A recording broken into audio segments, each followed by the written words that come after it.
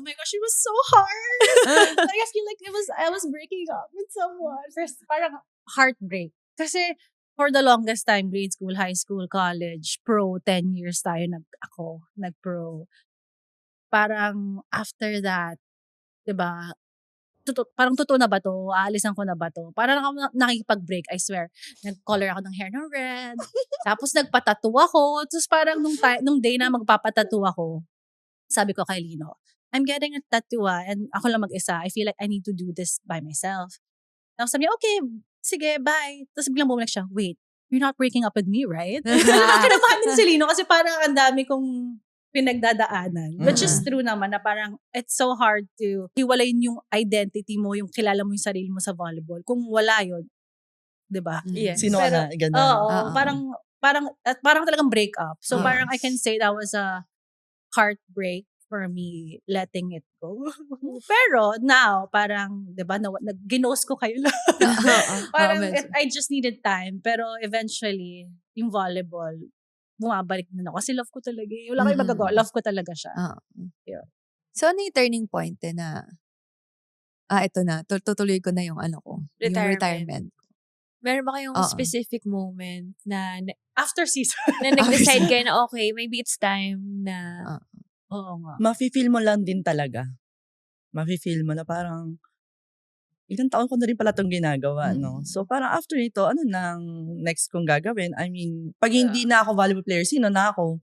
So, parang kailangan mo na rin paunti-unting i-detach yung sarili. Ano siya? Minsan ba, na-feel mo ba na pagod ka na? Or nagsasawa ka? Hindi.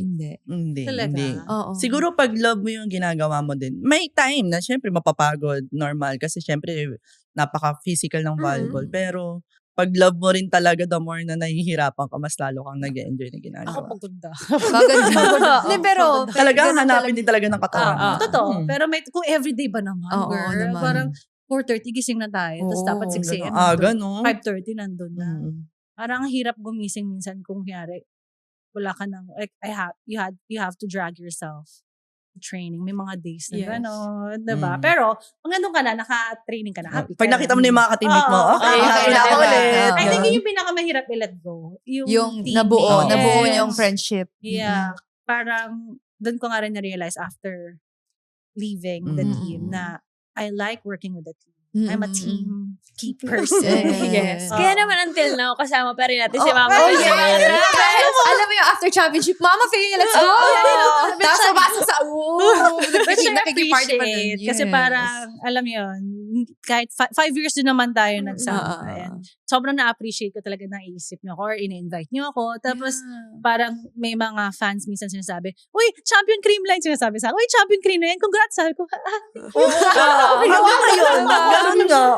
So parang, ayun, I think, siguro sa atin, ang tagal natin sa Creamline. Yes. So parang laging ano na rin, ano ba tawag doon? Part na siya na identity natin talaga. Na pink. Parang pag sinabi mo yung paalam mo, alam mo ba, nung finals game 1, yung medyo yung ang sarap sa heart na yung mga dating ayun, anong pakiramdam pala? Siyempre, nakita niyo kami hindi ako naiiyak pero yung, masayang maiiyak yung na-feel. Yeah. Tears of joy. Yan, tears of joy. Yun nga, nagulat nga ako nandun sila eh. Tapos, sila Sato, sila Colleen. Tapos, after nun, nag-say hi pa sila kay Sir Jonathan. So, doon mo makita na, alam mo yun, maganda yung samahan. Mabait yung mga bosses natin. Diba? Kasi, kung yung mga iba parang kalimutan na lang eh. Pero after nun ng game or after ng volleyball, parang wala na. Sa atin talaga na maintain yung friendship din. Oo. Nakabuo talaga tayo ng pamilya sa Ribisco. Mga trauma band. Trauma yes, band. Yun talaga yun. Totoo. Sa dami ng pinagdaanan talaga. Pwede. Sino ba magdadamayan? Tayo din. Tayo. Kahit pagkatapos ng paglalaro, tayo pa din naman drama, yes. ang magkakasama. I love drama.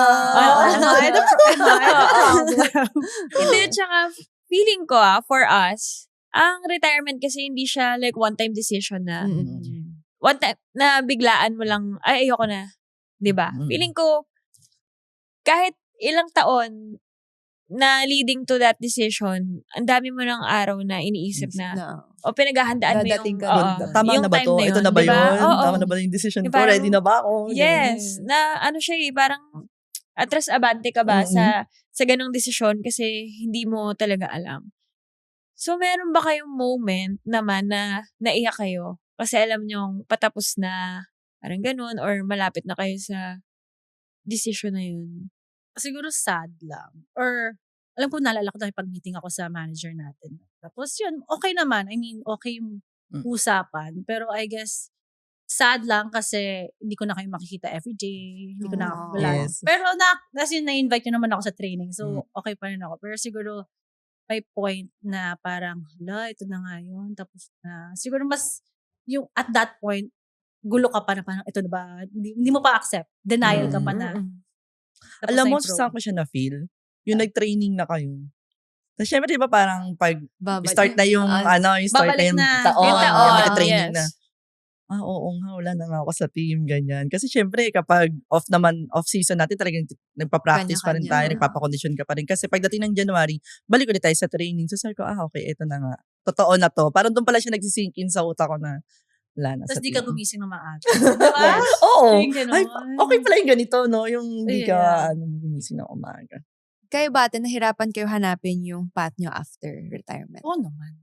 Oo, ikaw. Ikaw, bago. Ako parang nung papunta pa lang doon. Oo. Pap- Dinidiscover ko pa yung sarili ko ngayon. Pero ako sabihin ko sa'yo, sobrang enjoy mo. Like, sobrang enjoy mo kasi mag-yes ka sa lahat. Tapos kung lahat ng opportunity, sabihin, uy, punta ka dito. Yes ka lang. Yeah. Tapos ang dami ko nakilalang tao, I swear. As an Parang mas lumalaki yung mundo mo, Oo, no? as an Outside from the extrovert. bubble. Tapos ang daming time. Tapos parang, Ang daming ang time. daming time talaga. Like si Lino, nag-dinners lagi. Namimiss ko yun kasi nasa bubble tayo, na may training tayo. Mm. Next day, bawal magpuyat. Tapos nung nakakasama ko sa mga dinners niya, sabi ko, sasarap pala ng dinner mo. Hindi mo nakakapunta dito. Yung mga steak dinner. May Oo. pala ako sa steak dinner. So, Mhm. yeah. Nag-advise as in mag-yes ka Enjoy. sa lahat. Mm. Oo. After retirement. Oo. Yeah. Maki-friends. Ano yung pinaka na-miss nyo na hindi nyo inakalang mamimiss nyo pala? Maglaro kondisyon, talaga. Ako oo. maglaro Ako yung talaga. kondisyon ng katawan. Oo, yun. Kondisyon, Kondisyon ng maglaro. katawan. Na-miss nyo ba yung excitement, sakit ng tsaka katawan yung mo. pressure? Yes. Totoo. Actually, like, nakaka-miss yung pressure. Yung Parang nag-acid reflux ka na pag Pag game day, di ba?